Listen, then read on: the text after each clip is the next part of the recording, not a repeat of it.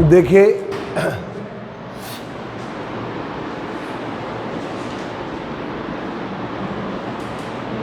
Second lesson अभी हमने शुरू किया है।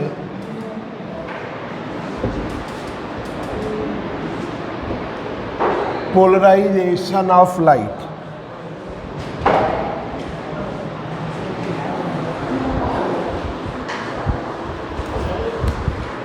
लेसन सेकंड है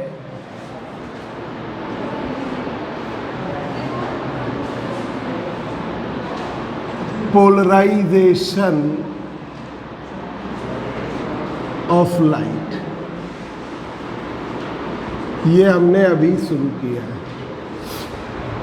पोलराइजेशन ऑफ लाइट। इसमें एक बात हमेशा, अभिषेक पांडे इधर देख लो, एक चीज हमेशा ध्यान रखिएगा, एक तो होती है अनपोलराइज, एक मिनट जरा सा बता दें इन लोगों को, अनपोलराइज्ड लाइट या ऑर्डिनरी लाइट।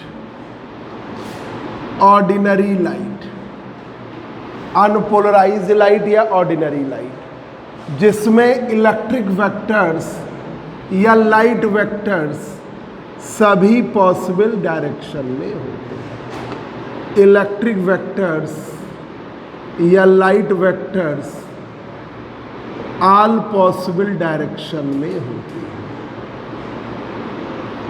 इलेक्ट्रिक वेक्टर या light vector all possible direction में होते हैं, तो उसे हम क्या कहते हैं, अनपोलराइज्ड लाइट या ऑर्डिनरी लाइट। ठीक है, ये है आपकी अनपोलराइज्ड लाइट या ऑर्डिनरी, और ये क्या कहलाते हैं, इलेक्ट्रिक वेक्टर्स। इन्हीं को हम क्या कहते हैं, लाइट वेक्टर्स। Light vectors. अब प्लेन पोलराइज्ड लाइट दो प्रकार की होती है, लिखा हुआ है सबका। प्लेन पोलराइज्ड लाइट दो प्रकार की होती है। प्लेन पोलराइज्ड लाइट, रिप्रेजेंटेशन की बात कर रहे हैं। प्लेन पोलराइज्ड लाइट वो जिसमें इलेक्ट्रिक वेक्टर सिर्फ एक डायरेक्शन में होते हैं। देखिए ये है लाइट जिसमें इलेक्ट्रिक वेक्टर ये है, सिर्फ एक डायरेक्शन के इलेक्ट्रिक वेक्टर होते हैं। इस वाले या तो ये वाले, या इलेक्ट्रिक वेक्टर ऐसे है, इस डायरेक्शन में है, या इलेक्ट्रिक वेक्टर ऐसे है, इस डायरेक्शन में है या इस डायरेक्शन में। ठीक है, वो लाइट जिसमें electric vector parallel to the plane of board है, या वो लाइट जिसमें electric vector perpendicular to the plane of board है। इसमें electric vector parallel to the plane of board है, और इसमें electric vector perpendicular to the plane of board है। तो ये है डायरेक्शन ऑफ प्रोपोगेशन के परपेंडिकुलर, डायरेक्शन ऑफ प्रोपोगेशन। ये है direction of propagation. Direction of propagation के परपेंडिकुलर या तो ऐसे इलेक्ट्रिक वेक्टर हैं, या डायरेक्शन ऑफ प्रोपोगेशन के परपेंडिकुलर ऐसे इलेक्ट्रिक वेक्टर हैं। तो इसे हम क्या कहते हैं, प्लेन पोलराइज्ड लाइट। ठीक है, अब इसके बाद जो हम टॉपिक पढ़ा रहे थे, डबली रिफ्रैक्टिंग क्रिस्टल।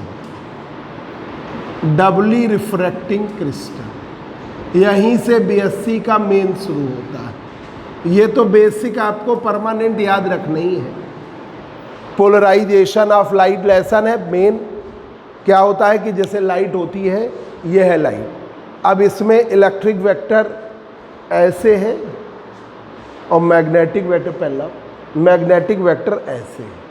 ठीक है, तो अब मैग्नेटिक वेक्टर का इफेक्ट हम इग्नोर कर देते हैं और सिर्फ हम इलेक्ट्रिक वेक्टर मानते। तो डायरेक्शन ऑफ प्रोपोगेशन के परपेंडिकुलर, किसी में ऐसे होगा, किसी में ऐसे होगा, किसी में ऐसे होगा, सभी पॉसिबल डायरेक्शन में इलेक्ट्रिक वेक्टर होते हैं। इन्हीं इलेक्ट्रिक वेक्टर को हम लाइट वेक्टर भी कहते हैं। तो डायरेक्शन ऑफ प्रोपोगेशन के परपेंडिकुलर ये है आपका ऐसे ऐसे ऐसे सभी पॉसिबल डायरेक्शन में, तो उसे हम क्या कहते हैं, ऑर्डिनरी लाइट।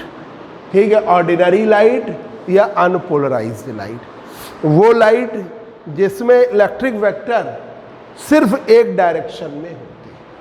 इलेक्ट्रिक वेक्टर सिर्फ एक डायरेक्शन में होते हैं, या तो ऐसे होंगे या ऐसे, भाई दो ही तो दिखेंगे, डायरेक्शन ऑफ प्रोपोगेशन के ऐसे हैं या डायरेक्शन ऑफ प्रोपोगेशन के परपेंडिकुलर, तो उसे हम क्या कहते हैं, प्लेन पोलराइज्ड लाइट, जिसके electric vector perpendicular to the plane of board है वो ये, और जिसके electric vector parallel to the plane of board.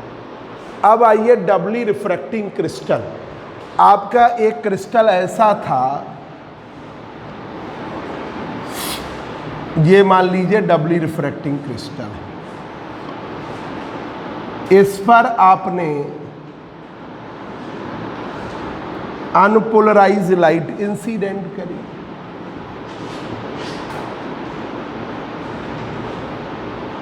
Unpolarised light incident करी, तो अनपोलराइज्ड लाइट इंसिडेंट करी तो उसमें दो प्रकार की रेज बन गई, एक ये वाले वाइब्रेशन वाले रेज और एक ये वाले, चाहे ऊपर बना लो चाहे नीचे, एक ये वाले वाइब्रेशन। दो प्रकार की रिफ्रैक्टेड रेज निकलती है, मतलब यहां पर दो प्रकार की रिफ्रैक्टेड रेज निकलती है। कुछ ऐसे क्रिस्टल होते हैं जिस पर अनपोलराइज्ड लाइट इंसिडेंट करते हैं, तो दो प्रकार की रेज निकलती है, एक ये वाले वाइब्रेशन वाली और एक ये वाले वाइब्रेशन, मतलब दो प्रकार की प्लेन पोलराइज्ड रेज जिससे निर्गत होंगी, तो ऐसे क्रिस्टल को हम क्या कहते हैं, डबली रिफ्रैक्टिंग क्रिस्टल।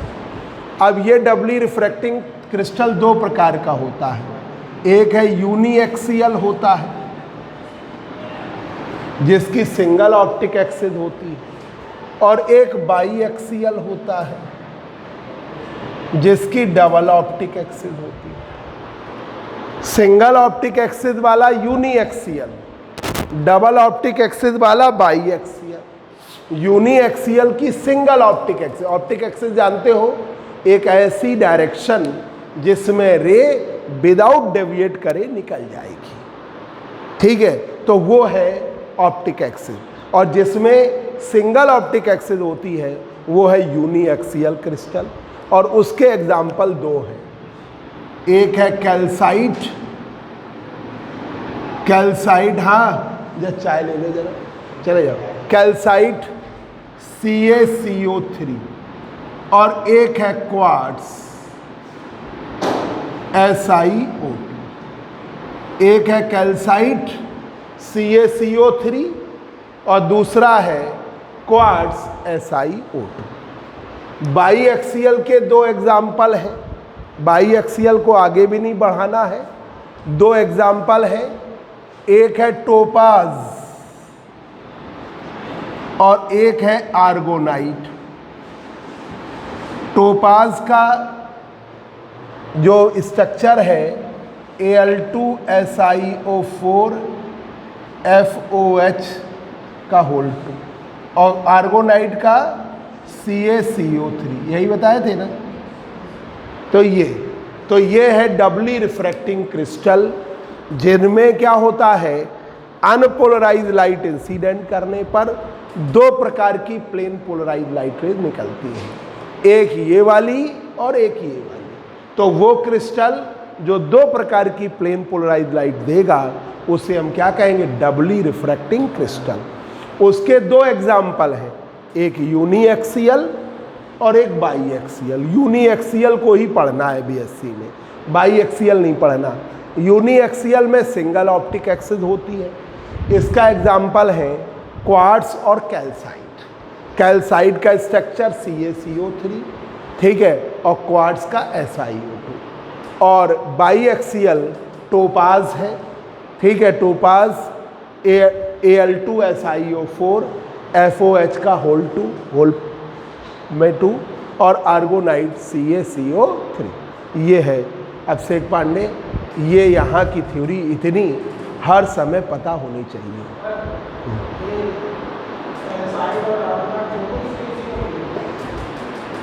क्या?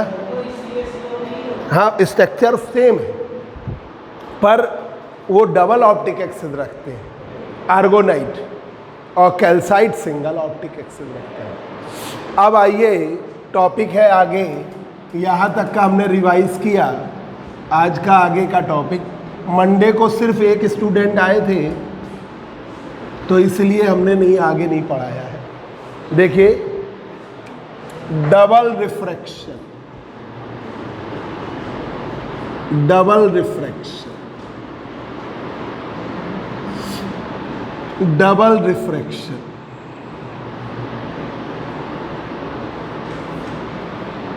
डबल रिफ्रैक्शन, वो हम पिछली क्लासेस ऑनलाइन भेज दे रहे हैं, फिर उनसे नोट्स बना लीजिए, फिर हम उसको रिवाइज कर देंगे जल्दी से। मतलब बैच में नहीं करेंगे, हम अलग से ब्लॉक करा देंगे। ठीक है आराध्या, तुम अभी तुमको व्हाट्सएप पे 10-12 क्लास दे देंगे, तो आप 2-4 दिन में, तुमको भी भेजा था, पढ़ा तुमने? ठीक है, धीमे धीमे पढ़ना। ठीक है, डबल रिफ्रैक्शन,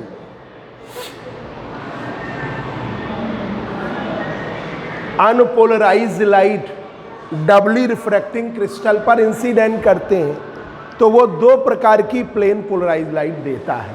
तो ऐसे क्रिस्टल, ऐसे प्रोसेस को, इस फिनोमिना को कहते हैं डबल रिफ्रैक्शन। तो ये देखिए, डबली रिफ्रैक्टिंग क्रिस्टल है और उस पर आपने अनपोलराइज्ड लाइट इंसिडेंट कर दी। उसने एक रे ये दे दी, बहुत इंटरेस्टिंग पार्ट है, पोलराइजेशन ऑफ लाइट और इंटरफेरेंस ऑफ लाइट। अगर ये 2 लेसन आप बहुत अच्छी तरह तैयार कर ले और पेपर सब्जेक्टिव बने तो आपका पेपर 32 नंबर तो आराम से हो जाता है। ठीक है, 32 मार्क्स के लॉन्ग क्वेश्चन पूरे हो जाते हैं अगर आपने यूनिट फर्स्ट और यूनिट थर्ड अच्छी तरह तैयार। तो देखिए, व्हेन अनपोलराइज्ड लाइट, अब लिखिए, unpolarised light is incident on the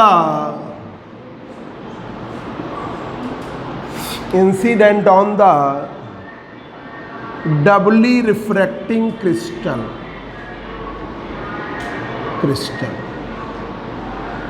When unpolarized light is incident on the doubly refracting crystal,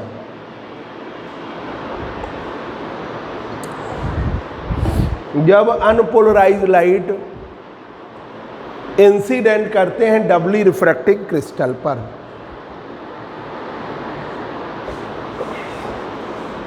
when unpolarised light is incident, अरे वो दरवाजा जरा चिपका दो, when unpolarised light is incident on doubly refracting crystal, then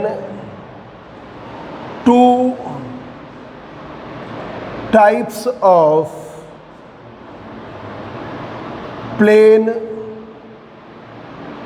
polarized light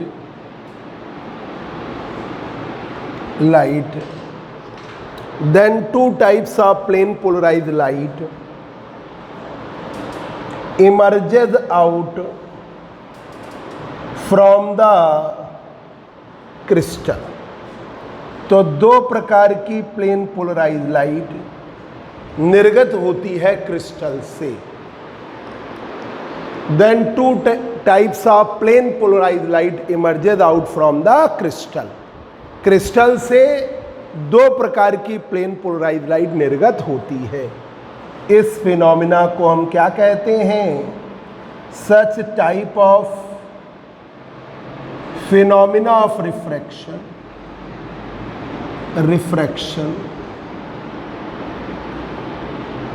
such type of phenomena of refraction is known as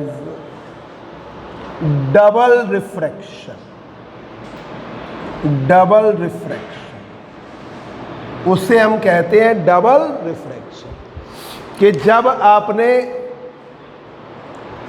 unpolarise light incident करी, इधर आ जाओ, इधर दो प्रकार की, इनके बगल में बैठ जाओ आके, दो प्रकार की प्लेन पोलराइज लाइट निकली, तो उसे हम कहते हैं डबल रिफ्रैक्शन।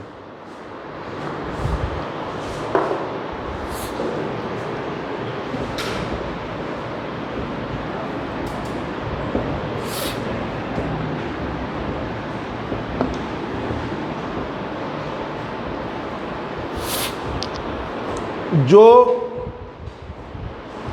रेज निकलती हैं डबल रिफ्रैक्टेड रेज, उनको हम बोलते हैं, इस वाली को बोलते हैं extraordinary plane polarised light. Polarized light इसे हम कहेंगे ई रेज। अब इतना बड़ा बड़ा कहाँ तक कहेंगे, तो शॉर्ट में बोलेंगे ई रेज। और जो दूसरी है प्लेन पोलराइज्ड लाइट, उसे हम कहते हैं ordinary plane polarised, ordinary plane polarised light, इसे हम कहते हैं O rays. O rays, ordinary plane polarised light, उसे हम क्या कहते हैं, O rays.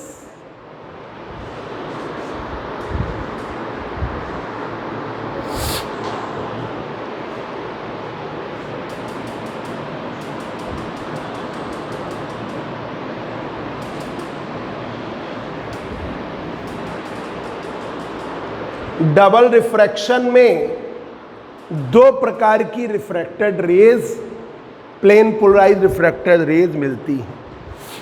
In double refraction, in double refraction two types of plane polarized light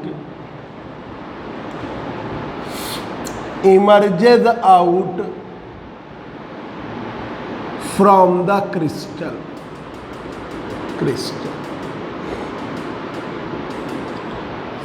In double refraction में दो प्रकार की plane polarised light emerges out होती है, निर्गत होती है क्रिस्टल से। इसमें एक plane polarised rays, one plane polarized refracted रे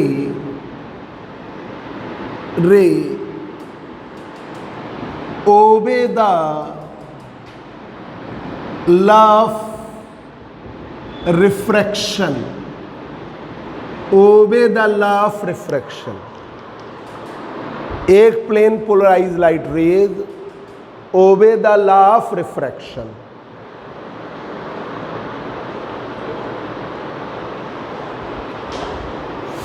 लॉ ऑफ रिफ्रैक्शन को ओबे करता है स्नेल्स लॉ को, and its velocity are same in different directions,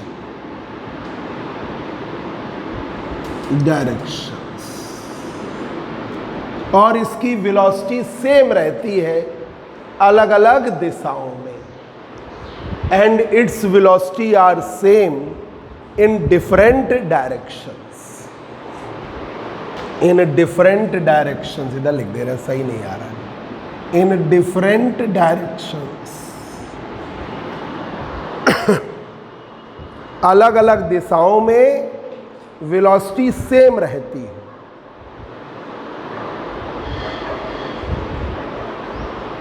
and its velocity are same in different direction, और इनकी वेलोसिटी जो है सेम रहती है अलग अलग दिशाओं में,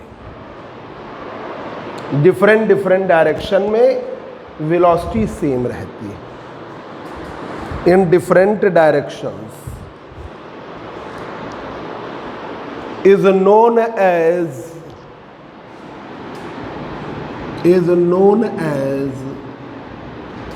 ordinary plane polarized refracted ray that is O rays, that is O rays, उसे हम क्या कहेंगे? O rays, ordinary rays, that is O rays। ठीक है, मतलब एक रिफ्रैक्टेड रे लॉ ऑफ रिफ्रैक्शन को ओबे करती है और इसकी डिफरेंट डिफरेंट डायरेक्शन में वेलोसिटी आपकी क्या रहती है? सेम रहती है। ठीक है, अलग अलग डायरेक्शन में क्रिस्टल के अंदर वेलोसिटी क्या रहेगी? सेम। तो उसे हम कहेंगे O rays, ordinary plane polarised rays. अब देखिए रिफ्रैक्टिव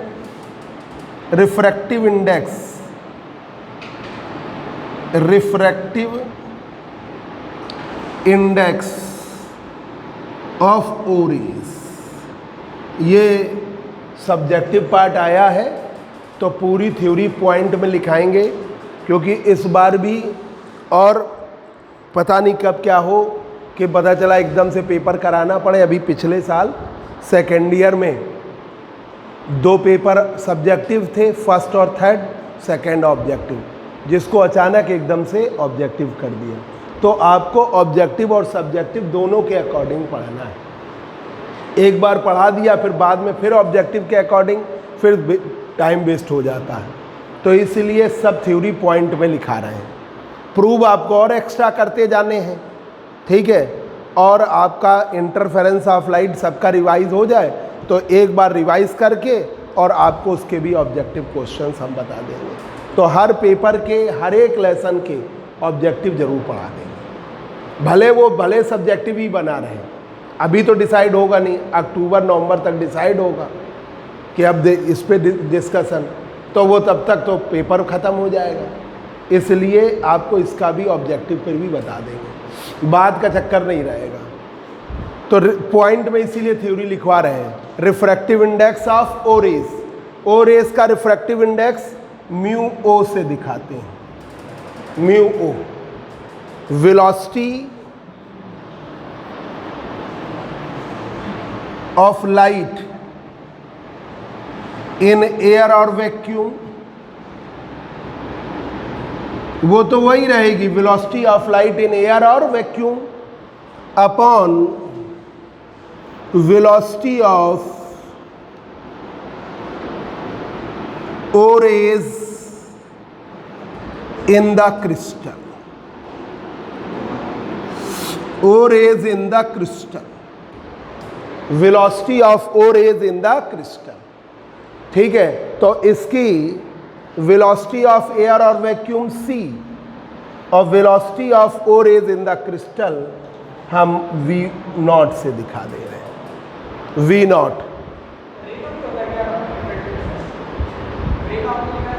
भाई रेज निकलेगी तो क्रिस्टल के अंदर रहेगी, तो उसका रिफ्रैक्टिव इंडेक्स उस रे के अकॉर्डिंग क्रिस्टल में रहेगा। हाँ उसके अकॉर्डिंग। तो म्यू ओ बराबर c अपॉन v0 है, वो क्रिस्टल का ही, पर ओ रेस के अकॉर्डिंग है ना, है वो क्रिस्टल की का ही पर उसके अकॉर्डिंग है।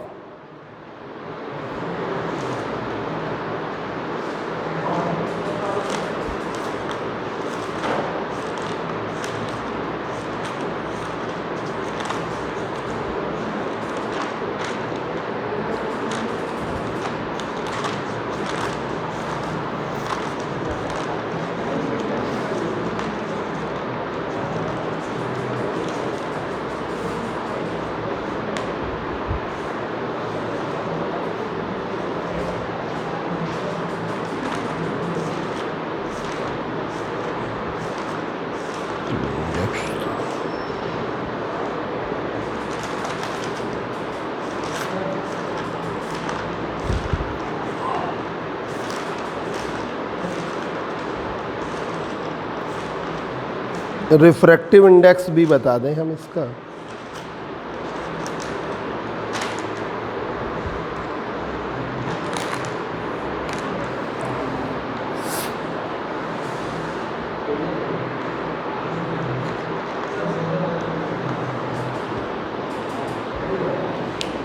ये लिखिए जल्दी से, एक मौजूद है।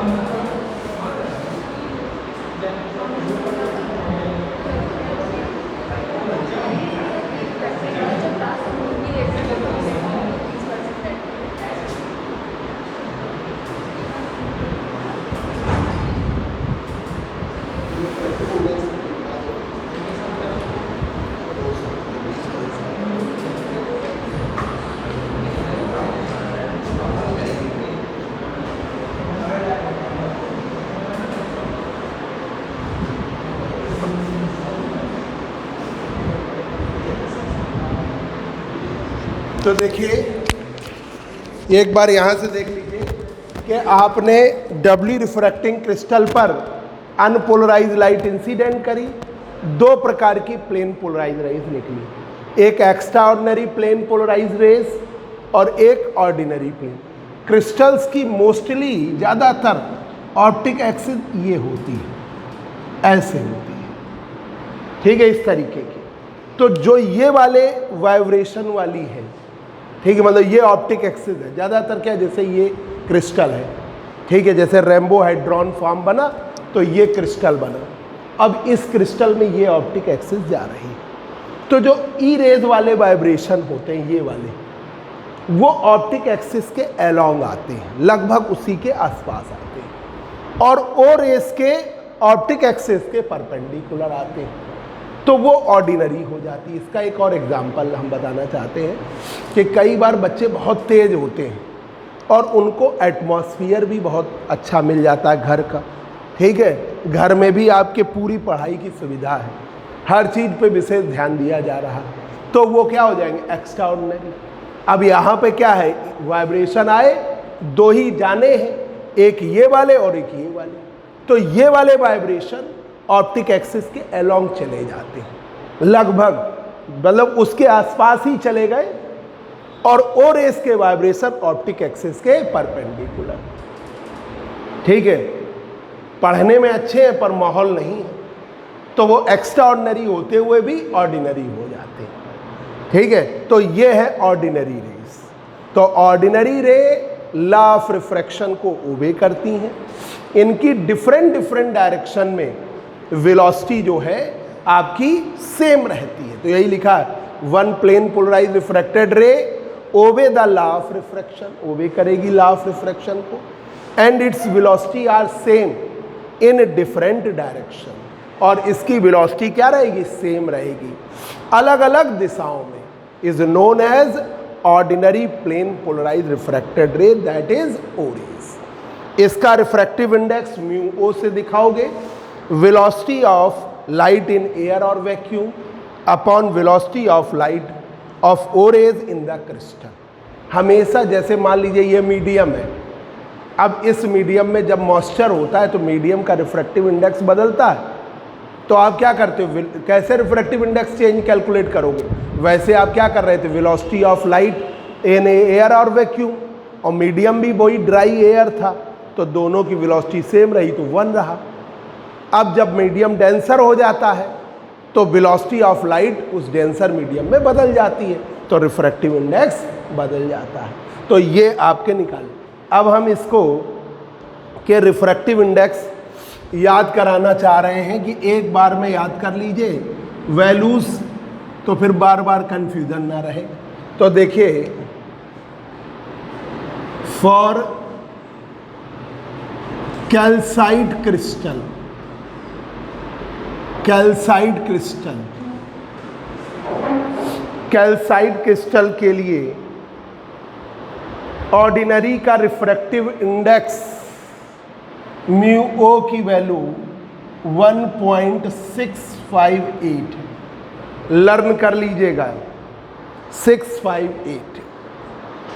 और क्वार्ट्ज क्रिस्टल में, क्वार्ट्ज क्रिस्टल में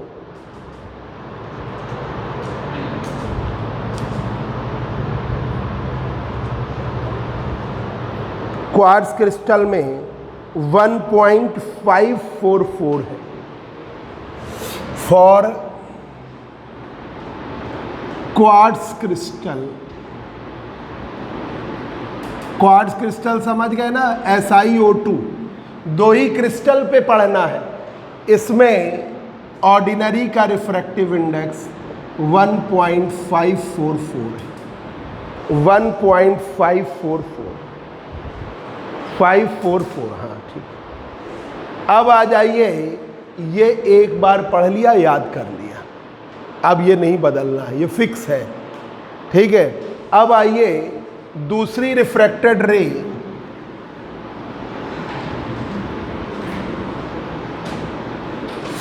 दूसरी रिफ्रैक्टेड रे है आपकी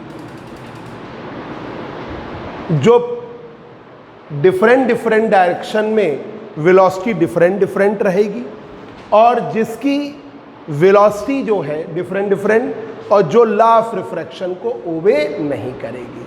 तो देखिए, अदर रिफ्रैक्टेड रे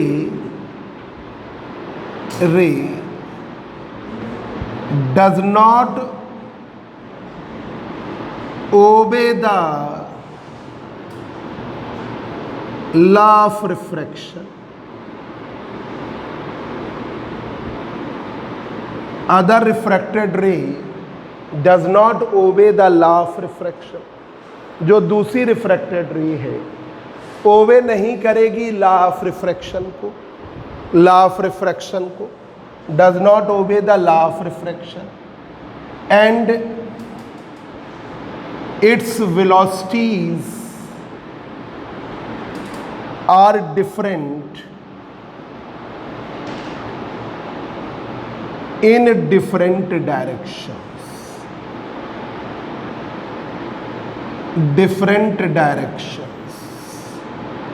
इनकी वेलोसिटीज जो है डिफरेंट हैं डिफरेंट डायरेक्शंस, ठीक है, and its velocities are different in different directions, is known as ordinary, is known as extraordinary, sorry, is known as extraordinary plane polarised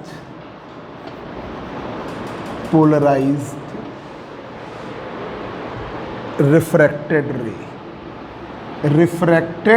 रे, दैट इज ई रेज। यहाँ कहाँ तक उतना बड़ा नाम लें, इसलिए नाम सिंपल दे देते हैं E rays. Other refracted ray does not obey the law of refraction, जो दूसरी रिफ्रैक्टेड रे है लॉ ऑफ रिफ्रैक्शन को ओबे नहीं कर रही है, और इसकी वेलोसिटी जो है and its velocities are different in different direction is known as extraordinary plane polarise refracted rays. ये जो क्या है, ई रेज। कहाँ तक आप बार बार लिखोगे extraordinary plane polarise light rays या extraordinary plane polarise refracted light rays, तो शॉर्ट में क्या लिखा जाएगा, ई रेज। ठीक है, तो बिल्कुल कम एक बन रहा है ना कि आपको अलग अलग चीज नहीं याद करनी। ऑर्डिनरी रे लॉ ऑफ रिफ्रैक्शन को ओबे करती है, एक्स्ट्रा ऑर्डिनरी रे लॉ ऑफ रिफ्रैक्शन को ओबे नहीं करती। ऑर्डिनरी रे की डिफरेंट डायरेक्शन में वेलोसिटी सेम, एक्स्ट्रा ऑर्डिनरी की नहीं सेम। ठीक है, आपके सामने ही बन गया। अब रिफ्रैक्टिव इंडेक्स की बात आ गई, तो बिल्कुल कॉन्सेप्ट बिल्कुल अपोजिट है, तो याद करने में आसान हो जाता है कि ऑर्डिनरी रे लॉ ऑफ रिफ्रैक्शन को ओबे करेगी, एक्स्ट्रा ऑर्डिनरी रे लॉ ऑफ रिफ्रैक्शन को ओबे नहीं करेगी। ठीक है, अब आ जाइए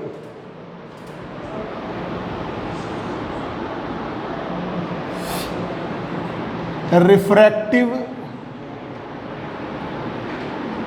इंडेक्स। हाँ,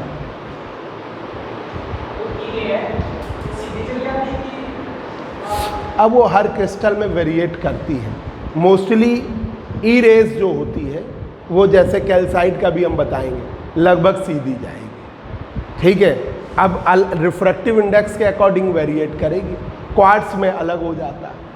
ठीक है, मतलब दोनों डेविएट, कैल्साइट के अकॉर्डिंग तो सीधी जाती है। सीधी का मतलब चलेगी तो स्ट्रेट लाइन में, पर अलग अलग दिशाओं में वेलोसिटी डिफरेंट होगी। ये तो ही ना कि ऐसे ऐसे मूव करने लगेगी।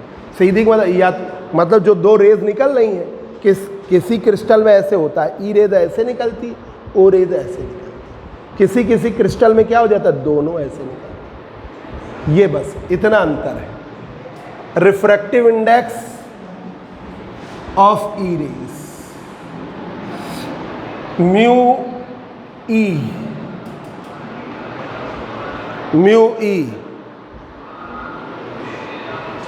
velocity of light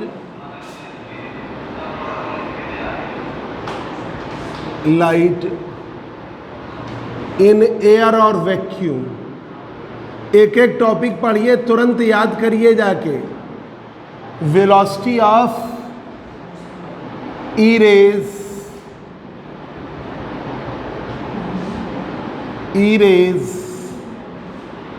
in the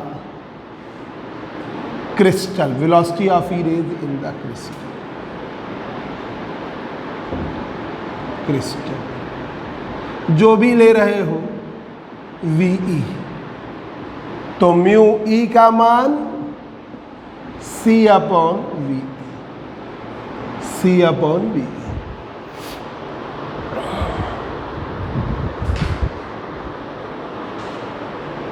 अब देखिए,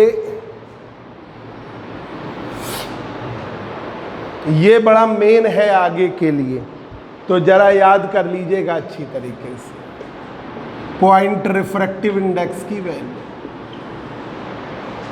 अब देखिए, for calcite crystal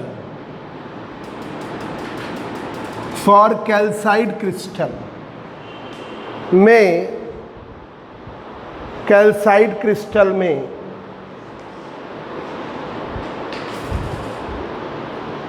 extra ordinary का रिफ्रैक्टिव इंडेक्स 1.486 है, 1.486 है।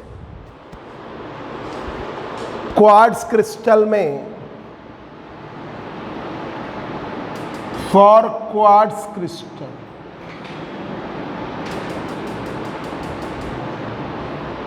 क्वार्ट्ज क्रिस्टल में एक्स्ट्रा ऑर्डिनरी का रिफ्रैक्टिव इंडेक्स ज़्यादा होता है, 1.553 होता है, 1.553 होता है,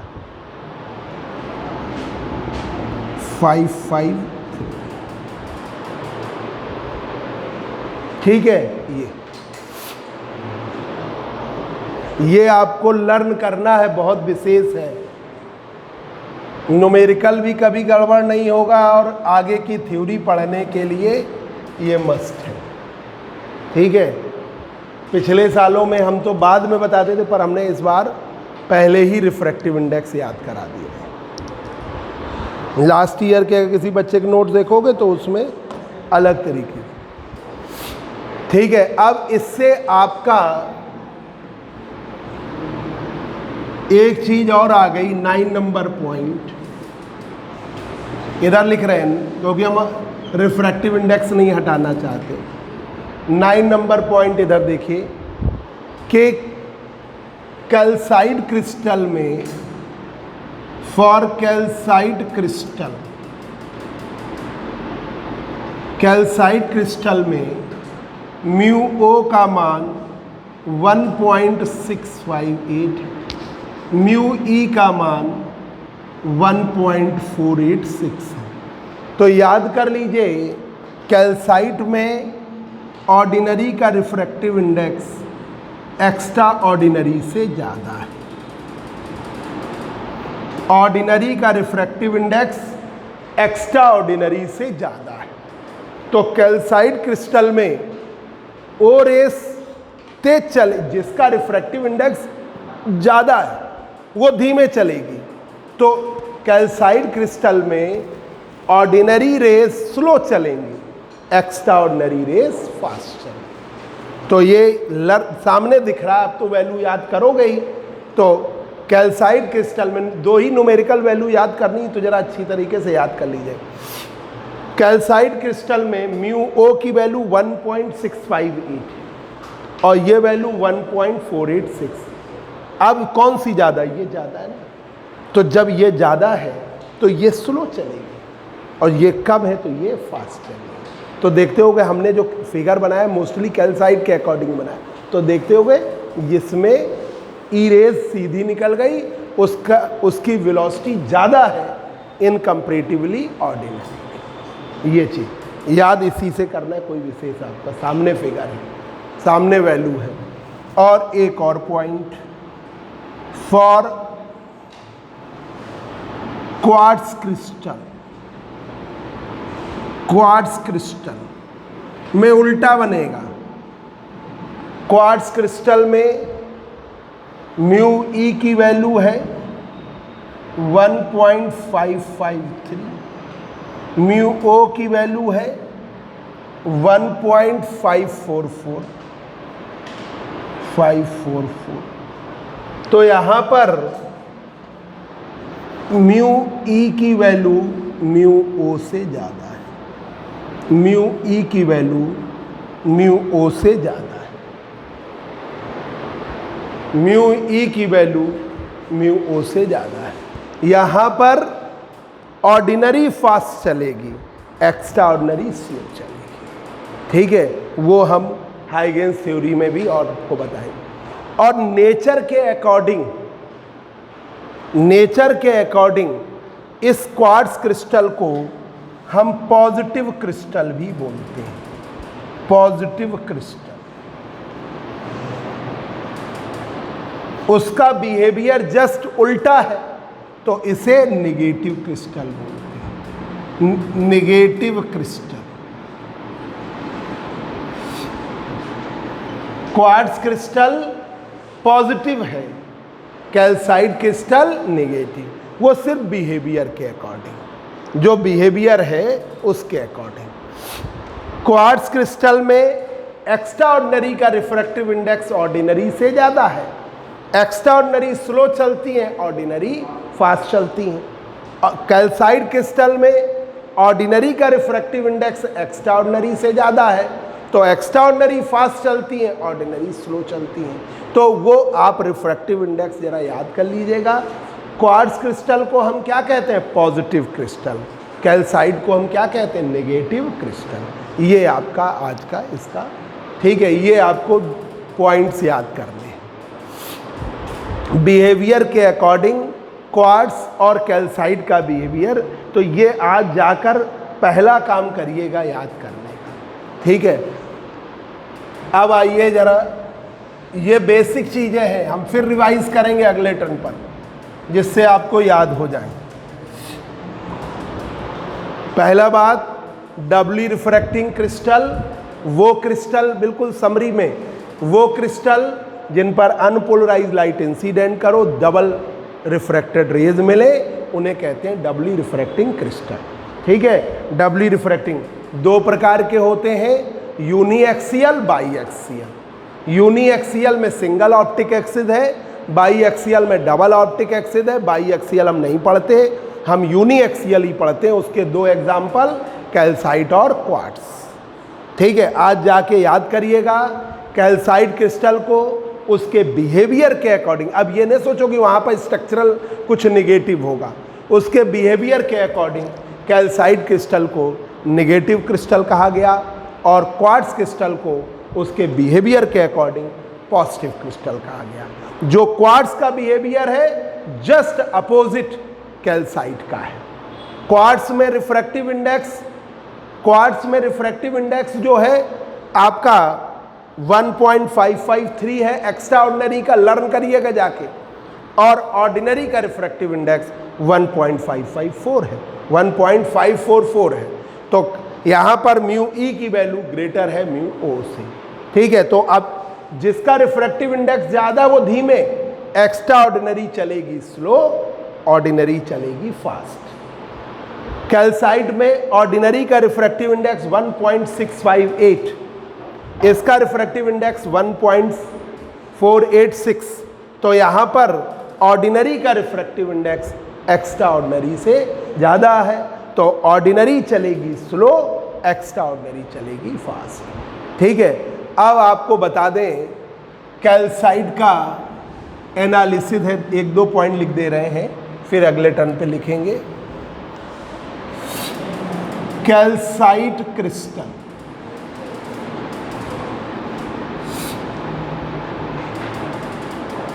कैल्साइट क्रिस्टल, कैल्साइट क्रिस्टल का ही बस आता है। क्वार्ट्ज SiO2 का स्ट्रक्चरल या कुछ अंदर की चीज़ें नहीं बताएंगे, जो भी बताया गया कैल्साइट पर ही बताया गया। आप लोग बता दें, आइसलैंड आपने एक जगह सुनी होगी, आइसलैंड,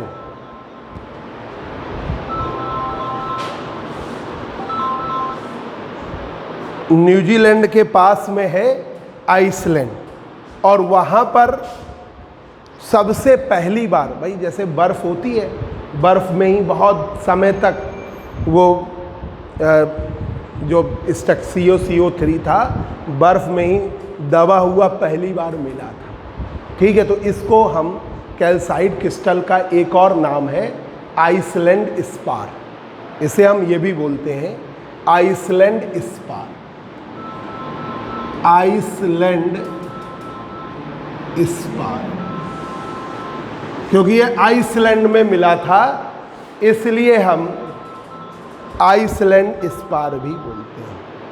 ठीक है, तो कैल्साइट क्रिस्टल का स्ट्रक्चर है CaCO3,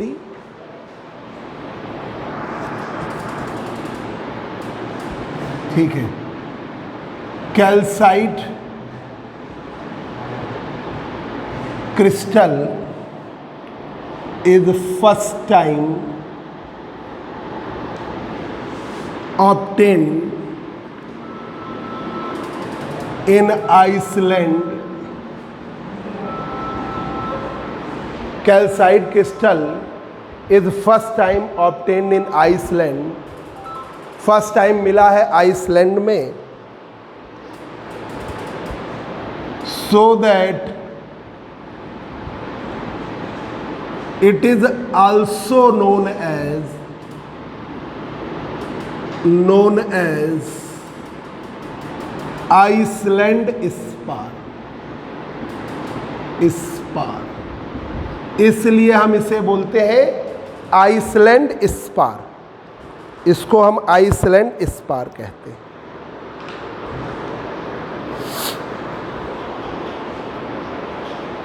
कैल्साइट क्रिस्टल जो है CaCO3 है।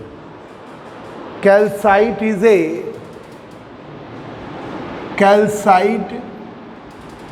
इज ए CaCO3, CaCO3, और ये रिड्यूस करके रेम्बोहाइड्रॉन बनाती है, एंड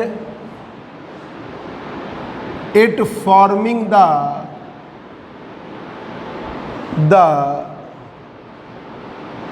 रेम्बोहाइड्रॉन। क्या बनाती है? रेम्बोहाइड्रॉन।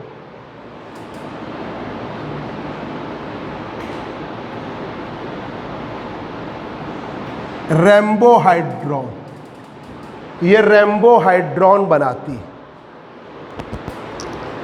ये किस फॉर्म में होती है? रेम्बोहाइड्रॉन के फॉर्म में।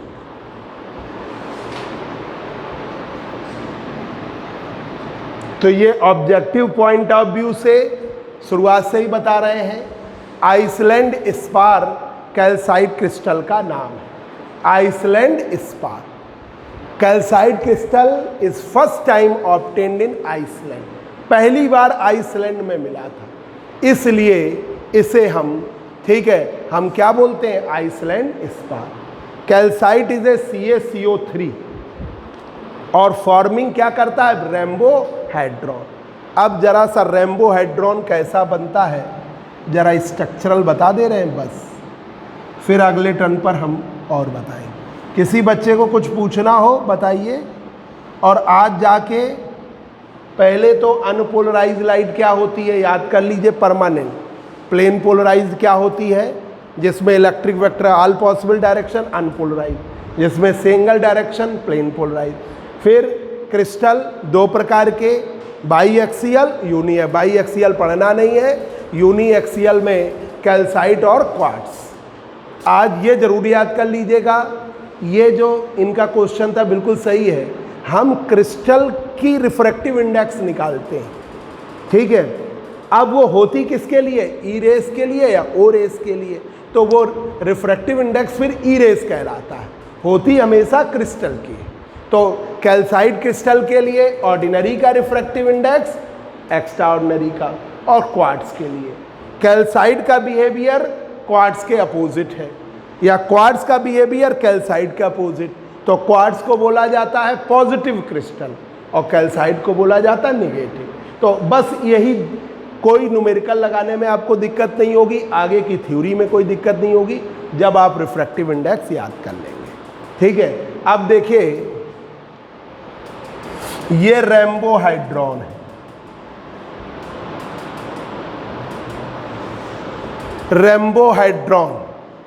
रेम्बोहाइड्रॉन पैरेललोग्राम से बना होता है। उस पैरेललोग्राम का एक एंगल 102 है और एक एंगल क्या है? 78। एक एंगल 102 और एक बनेगा 7। तो ये वाला 70, ठीक है। फिर यहाँ का ये वाला एंगल भी 102 है, तो ये वाला कितना बनेगा? 102। तो इसके करस्पॉन्डिंग ये इधर आएगा, ये बनेगा 78, ठीक है। ऐसे, मतलब ये ऐसे देखो, ये 102, ये 102, 100, तीनों एंगल 102 डिग्री बन रहे हैं, ठीक है। 102 डिग्री बनते हैं। तो रेम्बोहाइड्रॉन इज फॉर्म्ड बाय 6 पैरेललोग्राम। रेम्बोहाइड्रॉन बना होता है 6 पैरेललोग्राम से। उसका एक एंगल 102 और दूसरा होता है 78, ठीक है। ऑब्वियसली 180 रहेगा ना, तो 102 और 78 का पैरेललोग्राम बनता है, ठीक है। तो ये रेम्बोहाइड्रॉन से बना होता है।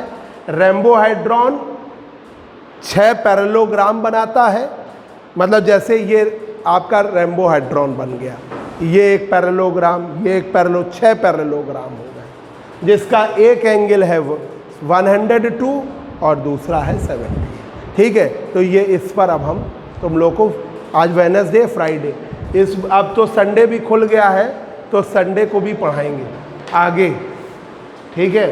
आगे अब संडे को भी पढ़ाएंगे, क्योंकि थ्योरिकल पार्ट है, थोड़ा स्लो ही चलना पड़ता है।